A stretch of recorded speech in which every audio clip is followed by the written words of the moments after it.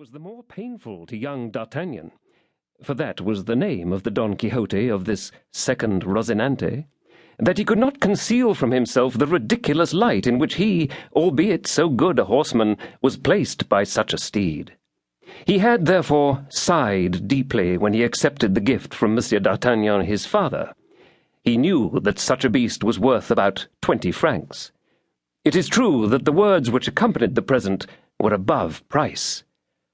"My son," said the Gascon gentleman, in that pure Bonese patois or dialect which Henry IV could never entirely shake off, "my son, this horse was born in the paternal homestead about 13 years ago, and has remained in it ever since, which ought to make you regard it with affection.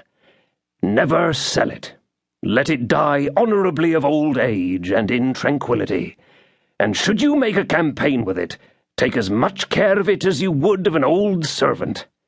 At the court, if you should ever have the honour to be presented, an honour, however, to which your long line of noble ancestors entitles you, support with dignity the name of gentleman, which has been honourably borne by your ancestors, for the sake of you and yours, for more than 500 years. Never submit quietly to the slightest indignity, except it proceed from the cardinal or the king. It is by his courage, mark this well, it is by his courage alone that a gentleman makes his way nowadays.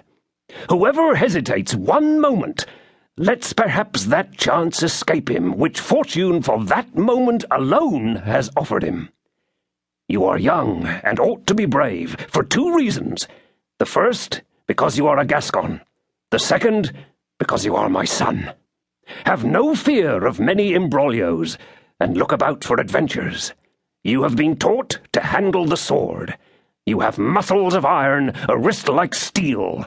Fight whenever you can, the more so because duels are forbidden, and consequently it requires twice as much courage to fight.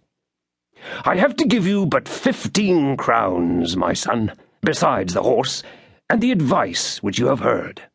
Your mother will add to them the recipe for a certain balsam, which she received from a Bohemian woman, and which has the miraculous power of curing every wound which has fallen short of the heart.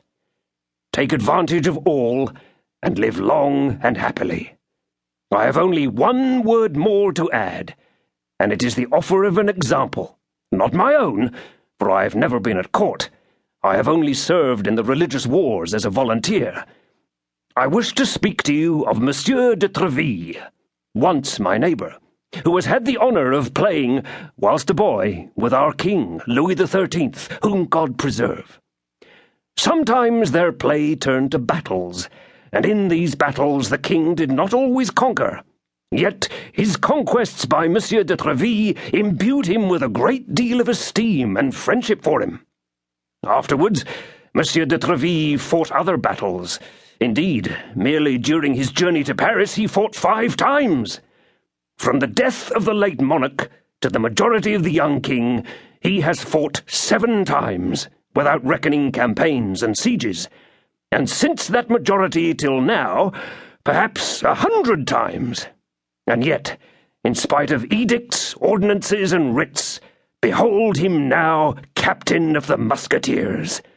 That is, chief of a legion of Caesars, upon whom the king mainly depends, and who are feared by the cardinal, who, as everyone knows, is not easily alarmed. Moreover, Monsieur de Treville gains 10,000 crowns a year, and therefore is a man of consequence. He began the world as you do. Go to him with this letter, and let your conduct be regulated by him, that you may meet with the same results."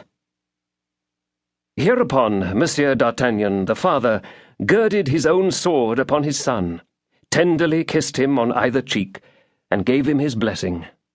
Leaving the paternal chamber, the young man found his mother waiting with the famous recipe, which, from the advice he had just received, it seemed very probable that he would require to use pretty often. The adieus were longer and more tender on this side than on the other. Not but that Monsieur d'Artagnan loved his son, who was his only child, but that Monsieur d'Artagnan was a man who would have considered it unworthy of himself to give way to any sentiment, whilst Madame d'Artagnan